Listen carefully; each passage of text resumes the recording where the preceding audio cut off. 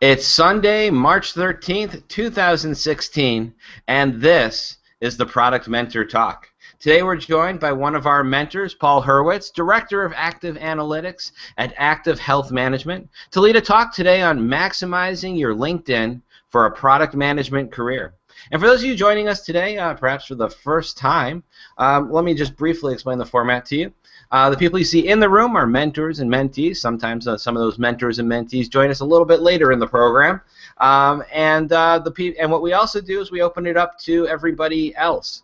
Everyone else, people who signed up to be mentors and mentees, and just really anyone else on the internet who wants to learn more about product management, and especially today's topic.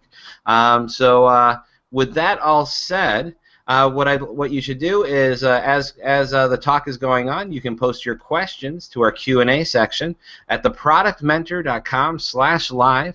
As those questions come in, we'll pass them along to Paul in fairly real time. I look for those good moments to jump in. And just a little bit about myself. I am Jeremy Horn, a.k.a. the Product Guy, and I'll be moderating here today. With all of that said, and I skipped introductions in the room because only Paul's mic seems to be working other than mine today. There you go. So I'm going to hand over to Paul to take it away. Paul? Great. Thank you, Jeremy. Good morning, good afternoon, everyone, wherever in the world you are. Hopefully you're joining us with the daylight savings time change at the right time. My name, again, is Paul Hurwitz, and I'm Director of Active Analytics at Active Health Management. Let me go ahead and share my screen here. Today we're going to be talking about maximizing LinkedIn for a successful product management career. I have been in different technology roles for over 15 years, and I've been in product roles for just about 10 years, a little bit more than 10 years. And the industries that I've worked in are finance/accounting software, life sciences software for the pharmaceutical industry, and health tech products. I have all of my contact information displayed at the end of my presentation, but I'm specifically putting my LinkedIn profile URL here at the beginning also. That way, if you've got two monitors or a computer in your smartphone or whatever, you can open up my profile and look at my profile and the different things that we're talking about in real time as I'm discussing them during the presentation. I would call myself a LinkedIn success story. In 2013, I found a job while I was in Boston, in New York City, a completely new city that I'd only been in for college long ago, and I found that job in about 3 months. And then when I was in New York, I found a job while out of work in under 5 months. And I have over 650 LinkedIn connections, and I would connect someone with any one of them. And you'll get more of what that really means as I go through my slides. What is the purpose of LinkedIn? I'm a huge fan of Dilbert, so I needed to find a way to put in the one Dilbert strip that I could find about LinkedIn. But what I'm going to be talking about today is how and why I use LinkedIn to find people when I'm looking for a job. And I'm also going to talk about why it's important to be found and how to maximize your chances of being found. So I'm going to be talking about how to build a strong LinkedIn network. Why is it important to build a strong LinkedIn network? Why not connect to everyone you possibly can on LinkedIn? My answer to you is another question. Are you able to personally recommend everyone in your network? Let's look at this cartoon. If you would introduce someone you just met on a street corner to your friends and business associates, then this whole slide and this whole section of my presentation isn't for you. If this scene in the cartoon strikes you as slightly absurd, like it should, then you are interested in having a strong LinkedIn network.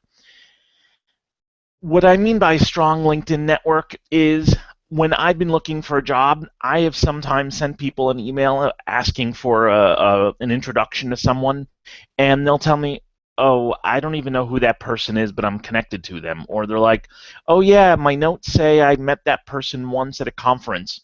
but I don't really know them well enough to make a connection. And that's probably one of the most frustrating things of looking for connections on LinkedIn. And that's what I try to avoid. Any person that I'm connected to on LinkedIn, I would have no problem introducing someone to. So, what kind of a LinkedIn user are you? This is a question you kind of need to think a little bit about. Some people connect with everyone they can. They are called open networkers. There are two levels of that. You literally can connect to everyone that you possibly can on LinkedIn and amass as many connections as you possibly can. And this is mostly with salespeople and biz dev people, and they're often marked on LinkedIn as lions, LinkedIn open networkers. Then there are other people who aren't like that, but will connect with just about every business card they get at conferences, meetups, and lectures, etc. I met you once? Sure, let's connect.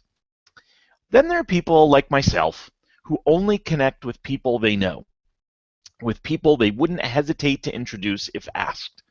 My one exception to this rule is I will connect with recruiters and headhunters if they connect to me. If they've reached out to me about a position that's pretty relevant to me, even if it doesn't work out, if it was a relevant inbound lead, then yeah, I'll connect to them because I got to make sure I get jobs in the future, right?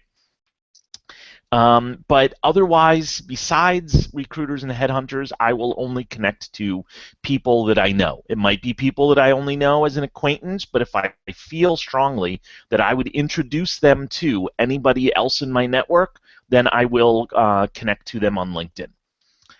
I often get connection requests from people who I don't know. I know a lot of people who just ignore them, and I used to also. But I've realized that many people incorrectly use connection requests, even people who should know better, like recruiters and headhunters. If you're reaching out to me about a position or about, even if it's a sales pitch or whatever, use InMail on LinkedIn. Don't just use a connection request. But if you are going to use a connection request, make sure that you customize it so that there's a message in there about why you want to connect. And that is a pet peeve of mine, is when somebody sends me a blank connection request and there's no message about why. So I've said I'd only connect with people you know, and I've also said to reply to every connection request. Where does that leave you? If I'm replying to connection request, doesn't that mean I'm accepting the request? Actually, no. You can reply to a connection request without accepting the connection. When a person I know sends me a connection request and doesn't state in their request their reason for reaching out, I'm going to reply and ask them. They're going to get that message that just popped up on the screen here, a sample, says, thanks for reaching out. I usually only connect with people I know. Was there a specific opportunity or reason you were interested in discussing and connecting about? And sometimes I'll get a response, and sometimes I won't get a response. If I don't get a response, the rinse. You were just trying to build your network. If I get a response, and it's someone that it might be, they might have a specific job or opportunity that they found for me and wanted to discuss. Great, I'll discuss it with you, and then I'll decide if I want to connect with you. But they should have used an InMail instead of a connection request for something like that. Why use LinkedIn when looking for a job? We've spoken about building a great network. You have this great network. Why would you use LinkedIn when looking for a job? LinkedIn is a tremendous tool for getting introduced to hiring managers, but it's up to you, the candidate, to excel in the interview and convince the hiring manager to hire you. I'm not talking about interviewing today. That could be another topic for a whole other day. And there have been plenty of product mentor talks about interviewing. I'm only talking about how to get introduced.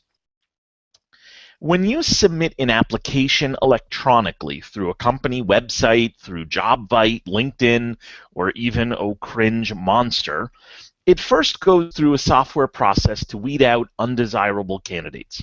The lucky ones, meaning the ones with all the right keywords programmed in, go through to someone in HR who spends 30 seconds scanning your LinkedIn profile or resume, again for the right keywords. And there are several points of failure here. 3 points of failure. Let's go through them. The software that scans applicants is far from perfect. It can and does weed out some very good candidates. This is the first point of failure. As good as you are, a piece of software could nix you if the right keywords don't match up. An HR person might be very good at their job, but they're not a product manager. They don't know, usually, the nuances of product management that a product person would. They've been given a list of keywords to scan for and questions to ask during a phone screening to help them get the best people to the hiring manager. This is the second point of failure. Even if you're a perfect fit for the job, if the HR person doesn't think so for whatever reason, you aren't going to get forwarded to the hiring manager. The hiring manager looks at all the candidates HR sends to them and has to pick which ones to bring in for an interview. This is the third point of failure. If you don't have a stellar resume and an impressive LinkedIn profile, and the HR person isn't 150% convinced that the hiring manager should speak to you, then the hiring manager could still nix you at this point. What if you could skip all of these points of failure and have your first conversation regarding a position with the actual hiring manager or someone else in the company who could introduce you to the hiring manager?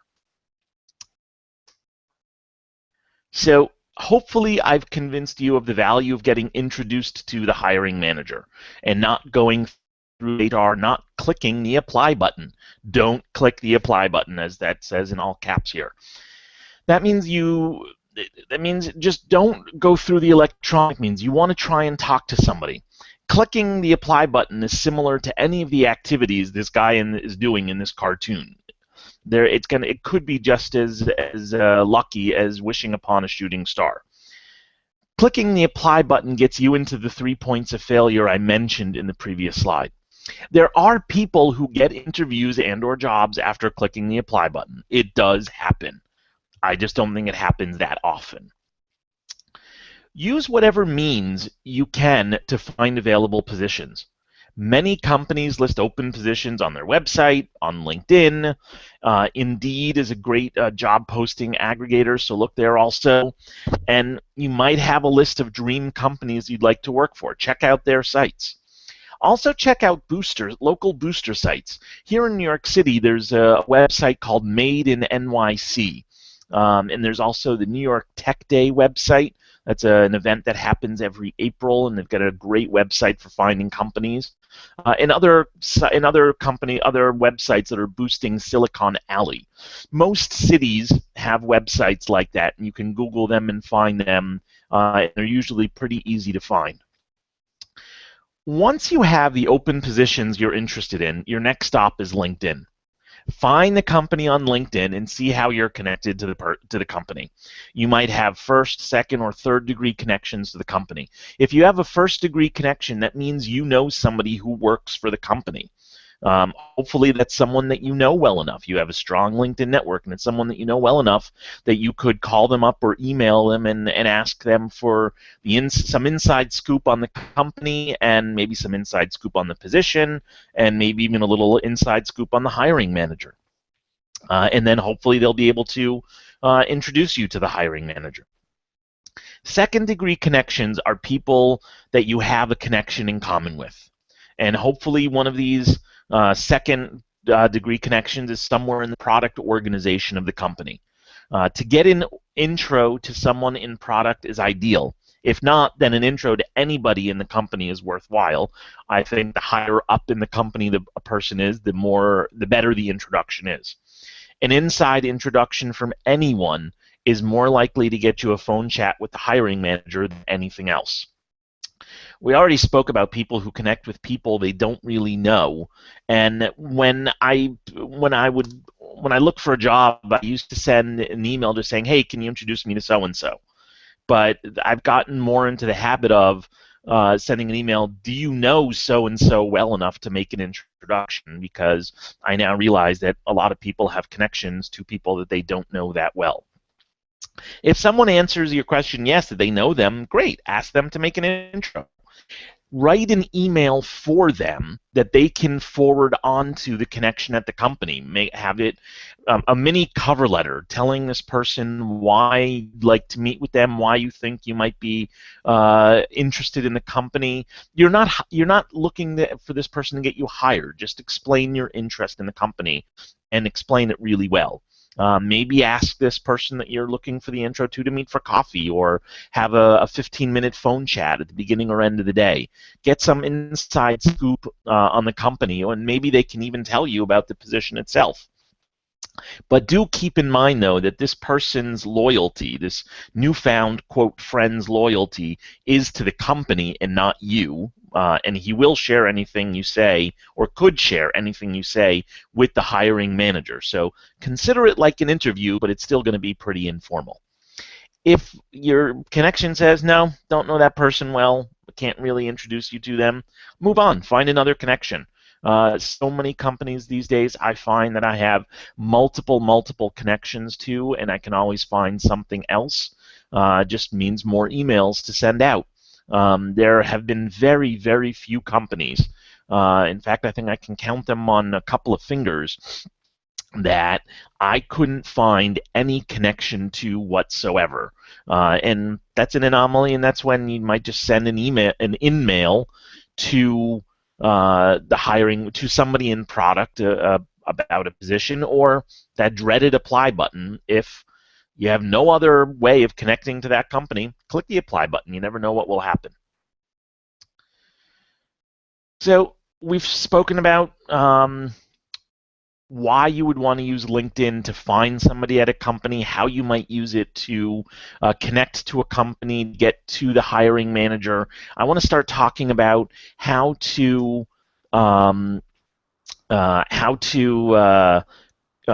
optimize your LinkedIn profile.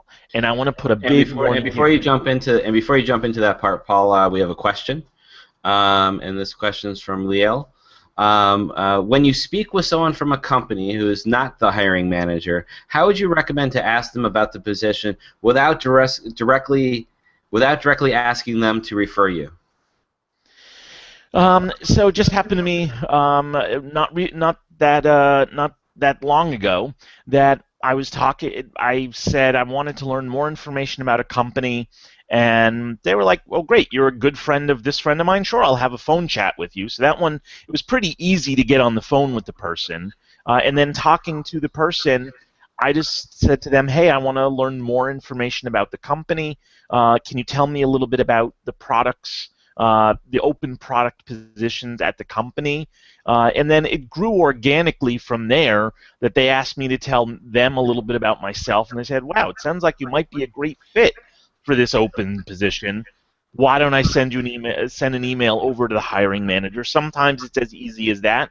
Other times you have to be a little bit more direct and say, hey, thanks for telling me more about this position in the company. I think I would be a good fit. Can you introduce me to the hiring manager? Worst they can say is no. Hopefully they'll say yes. Most likely they will. Excellent. So that's all the questions we have right now, but I'll just remind everyone, keep your questions coming in to theproductmentor.com/live, and as they come in, I'll pass them along to Paul. With that said, Paul, back to you. Great. Thank you, Jeremy. Before we get into the next section, a warning before updating your LinkedIn profile. If you're going to make lots of updates to your LinkedIn profile, it's best to turn off network notifications. It's a switch on your LinkedIn profile on the right side. You can see a screenshot here. No, do not publish an update to my network about my profile changes. This is especially important if you're currently employed. If you start making a whole bunch of changes to your LinkedIn profile that I'm suggesting here today, and you start broadcasting changes while employed, people will think you are looking for a new job. I leave mine set to no all the time, unless I'm making a big work change, like a new job or a promotion, or posting a new link to my profile, like a YouTube video of my Product Mentor talk.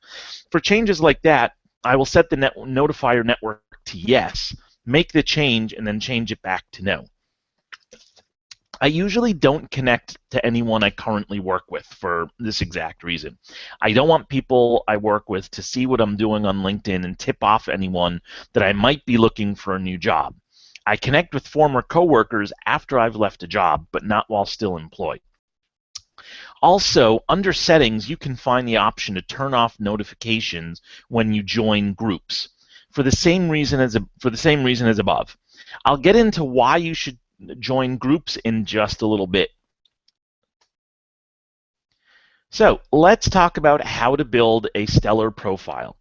I think I have, and I've been told I have, a really good LinkedIn profile. And so I'm going to go through the next couple of slides what you should do to build a really good profile. First, you want to get a good professional headshot.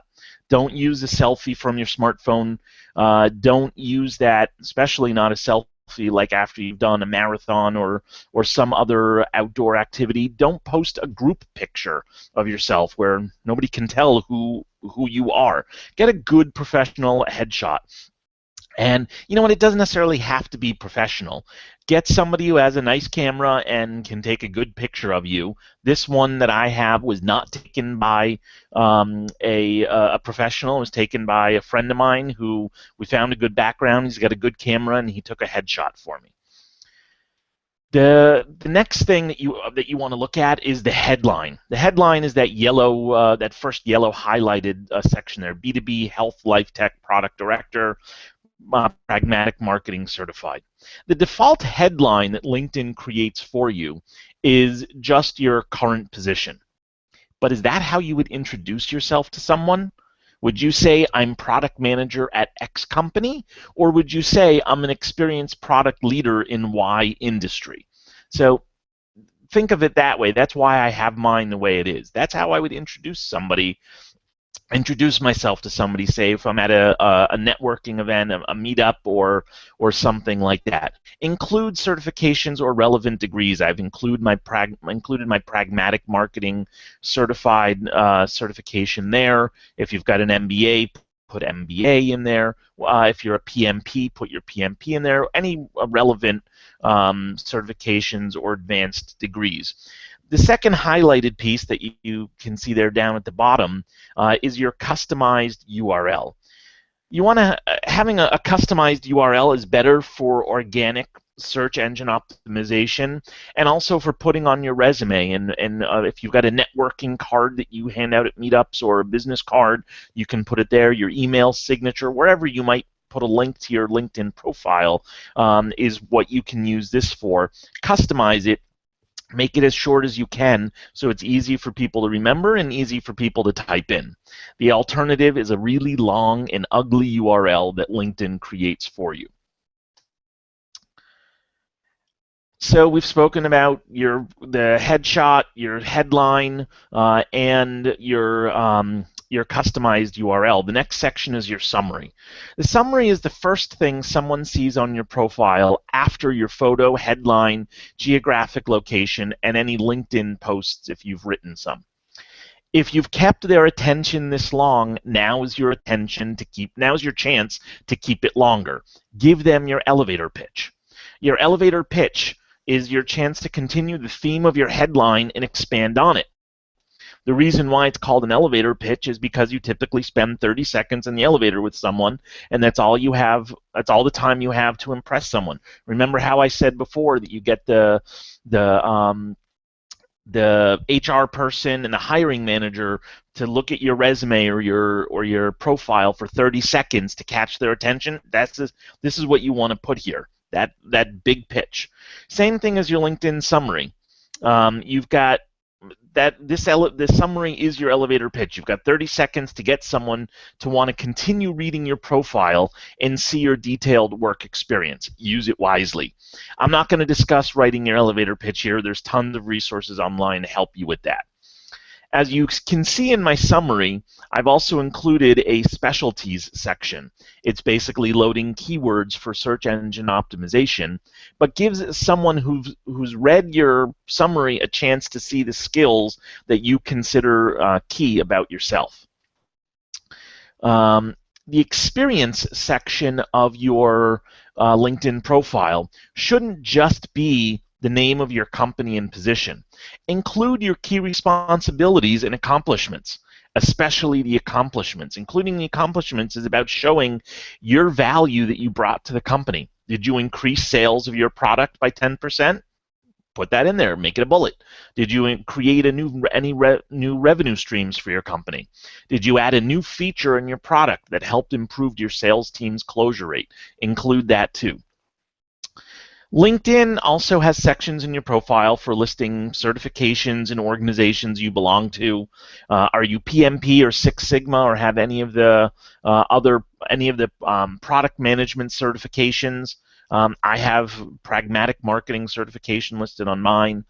If you're a member of any industry or professional organizations, you should list those in the appropriate sections. If you do any volunteer work, such as I'm a mentor in the Product Mentor program, I have that listed in the volunteer section of my profile. So anything that's relevant, put it in there.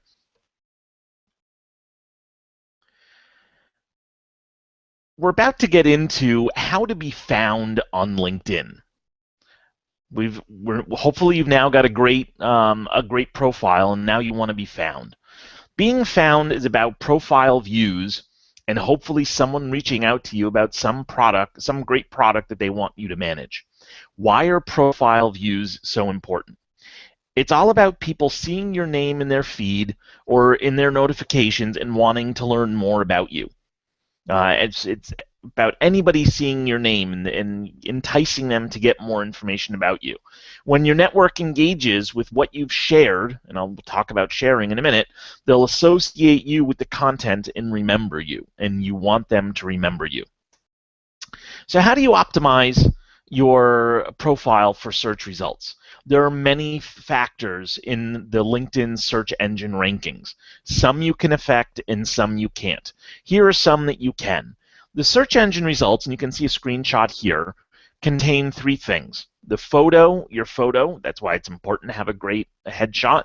Your headline, that's why the headline is so important. Do you want it to just say senior product manager like it says here, or do you want it to say something better? You probably want it to say something better. And also it'll show your geographic location and the industry that you're in, and any current and previous work experience that contains the search words are also included. Make sure you have a complete profile. The more complete your profile in terms of work history, education, certifications, etc., the better for rankings. Add keywords to profiles. I already showed you how to add keywords to my summary, and I spoke about for the experience sections. It's also important to make sure that you use keywords appropriately everywhere in your profile in order to make sure that they're found. LinkedIn recently changed the limit of the number of groups you can join from 50 to 100. Why is this important to you? There are multiple reasons that joining groups can be important and have a big impact on your profile.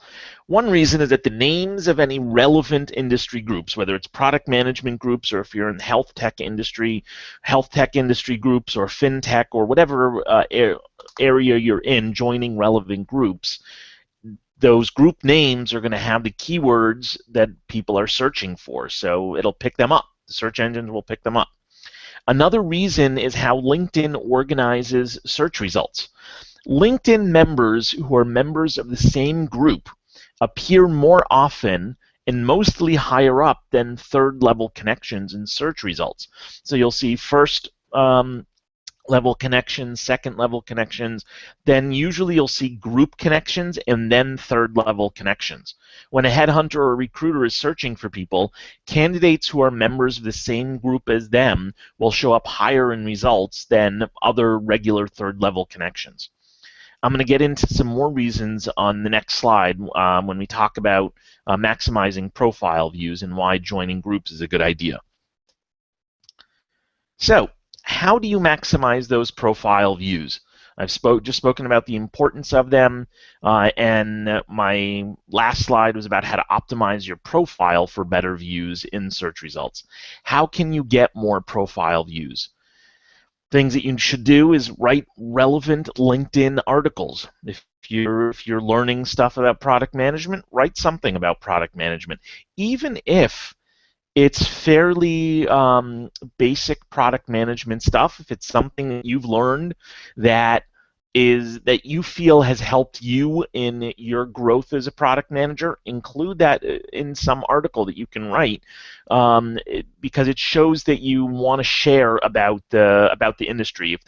If you've learned a lot of domain information about your industry, health tech, fintech, e-commerce, whatever, and you can write some relevant LinkedIn articles about that, great. It definitely increases your profile views. Probably the two biggest things that can increase your LinkedIn views are sharing and commenting on and liking posts in your feed. On the homepage of LinkedIn, you have a feed of all the things that people are sharing in your network. Sharing is better than liking, but liking is still okay. And don't just share articles that show up in your feed. You're going to see a ton of articles that show up in your feed from either thought leaders that you're following on LinkedIn or things that other people in your network are sharing. Don't just share the same old stuff, which keeps popping up in people's slides. If they see the same article showing up, they're going to think, oh, that he's just regurgitating something that somebody else says. Find your own sources for product management articles, and for industries and domain articles, and for general business articles. Medium and Mashable have some great articles tagged as product management, and there are plenty of other sites out there also. There's a number of New York-based business article sites and feeds that have some great stuff on business in general, and also some good stuff on product management. So find some of those. Feel free to reach out to me after today's talk, and I'll share some of those links with people. Find some thought leaders in product management like Rich Mironov and Steve Johnson and Jeremy Horn and others, and share their posts in your feed, things that other people want to hear. And don't just share a post. Put your own thought or a takeaway from the article, or a key quote from that article that you're sharing. Or even better, pose a question regarding the post that will get people to comment on it.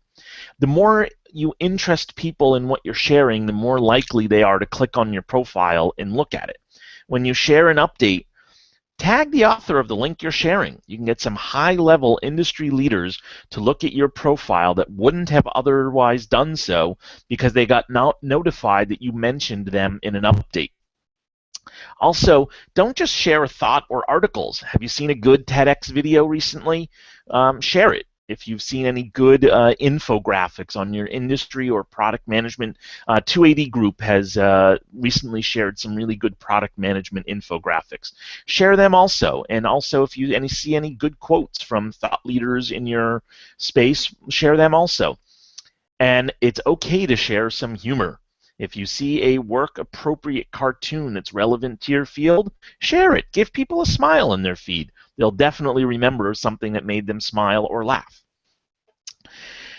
I said that I was going to talk more about groups. So sharing an article or a post in a group can get you much higher exposure than just sharing in your feed. Your feed is only going to be seen by your connections and maybe second-level connections of your friends if it's liked or commented on. When you share in a group, you get people looking at your post who are not in your network. They may then look at your profile. These are profile views you wouldn't get any other way. So let's review here for a second. Why are profile views important? People want to learn about you, and people remember you. And when people remember you, they'll think of you when they have a position to fill sometime later down the road. Let's talk about some tips and tricks for LinkedIn. First of all, when you're connecting with someone, and hopefully you're following things that I said about only connecting to people that you know, but always connect with people by clicking connect on their profile page. go to their profile page and click on the connect button. Don't do it, never do it from the people you know page. If you do it from the people you know box in the upper right corner of the LinkedIn screen, you don't get the option to customize the request. Connecting from their profile page is the only way to be able to customize your connection request and put in some message, say, hey, it's been great working with you at the at whatever forum you've been attending the last 3 weeks. Let's connect and keep in touch. Or we've attended a bunch of events together, meetups around the city. Let's keep in touch. Maybe get some coffee to talk about product management, and I'd like to add you to my network. And I already did speak about my pet peeve of not customizing a connection request, and I'm reiterating it here because it really is important.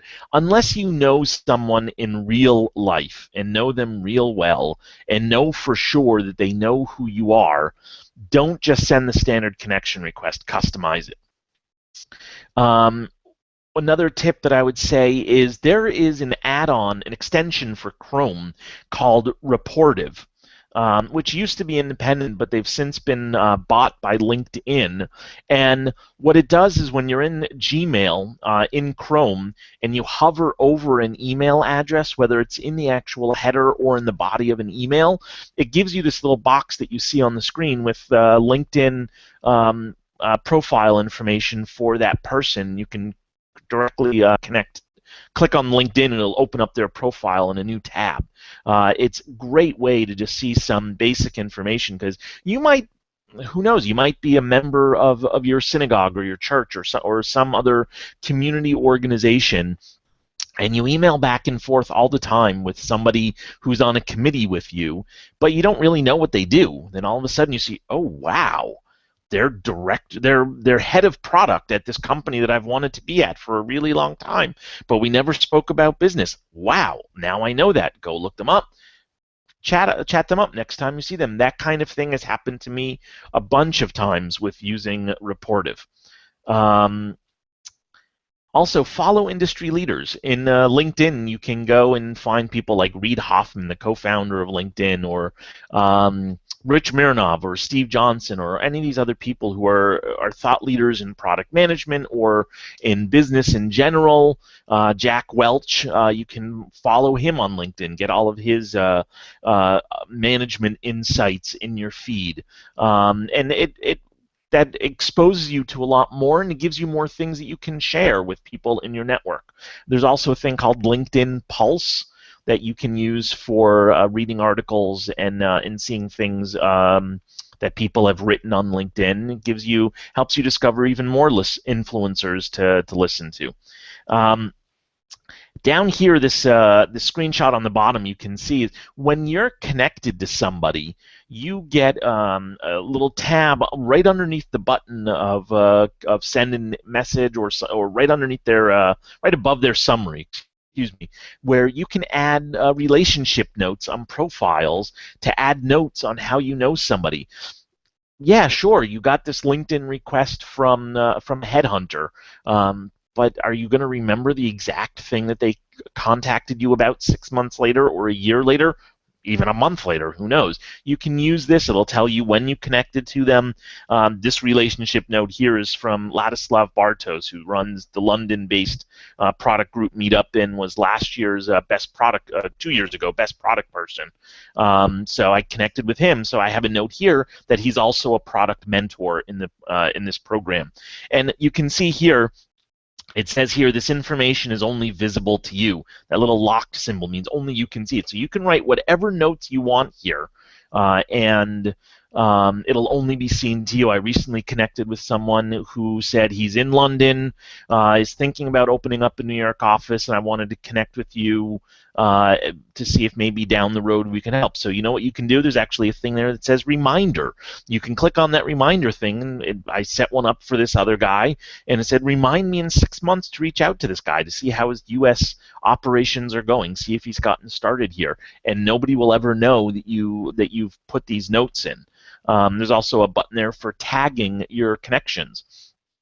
Just like Gmail, where you can use labels, you can use tags in LinkedIn. If you want to tag all your headhunters and recruiters as such, so you know instantly who they are, great, you can do that. If it's people from one company, you can always all your former coworkers from a certain company, you can tag them.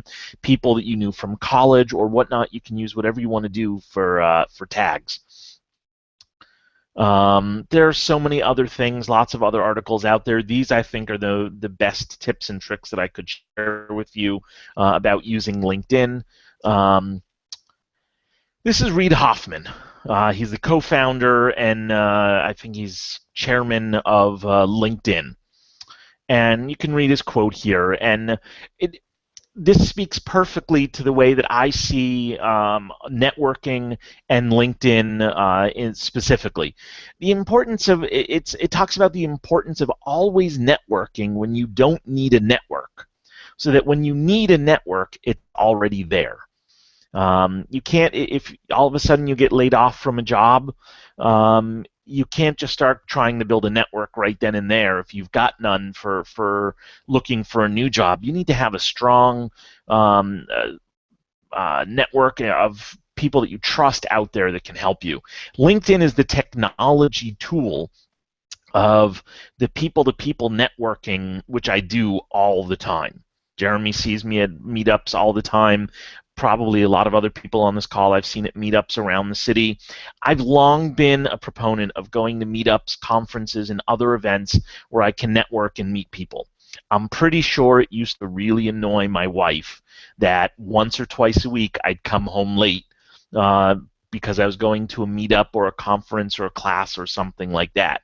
But like I said in one of my first slides, I consider myself a LinkedIn success story. When we decided to relocate from Boston to New York City area, I was able to find a job in under 3 months. And that was after being at the same company for over 12 years. It had been a while since I'd interviewed anywhere. When I got laid off from that job less than a year after joining, along with about 25 other people, I was able to find a new job within 5 months in a city that I'd been in for less than a year. So I'd always be out there networking and use LinkedIn as the technology tool for the networking that you do. Here's my contact information, my email address, my URL, LinkedIn profile, and my Twitter address. Anybody feel free to reach out to me with other questions about LinkedIn and certainly some of those resources of industry sources to look at and influencers to follow and groups to join and things like that after today's presentation. And that's it, Jeremy. Outstanding, outstanding. Yeah, I learned a lot myself, and I think I have a few habits myself to change. So this was really great, and you really are a great success story, a great example of how to really leverage what LinkedIn has. So again, thank you to our speaker, Paul Hurwitz, Director of Active Analytics at Active Health Management, for today's discussion of maximizing your LinkedIn for a product management career. And as always, a lot of the presentation you saw today will be shared up on our SlideShare channel. And also a big thank you from me, Jeremy Horn, the product guy, and everyone else who joined us today, and the product mentor. And also don't forget, if you're interested in being a product mentor, very much like Paul, today's speaker, to product people of all sorts all around the world. We're in over 20 countries, and we have hundreds and hundreds of mentees waiting to be mentored. Please visit theproductmentor.com and sign up today to be a mentor. Session 5 starts on May 1st. If you want to be a mentor, sign up today. Also, if you don't make Session 5, there's always a Session 6, so do not hesitate to sign up. And also, finally, if you're looking to fill a new product job with a great product person, we have our very own free-for-all job board just for product people, just for product management, and you can go to the job board at theproductjobs.com. With all that said, I'll see you guys all next time. See ya. Bye.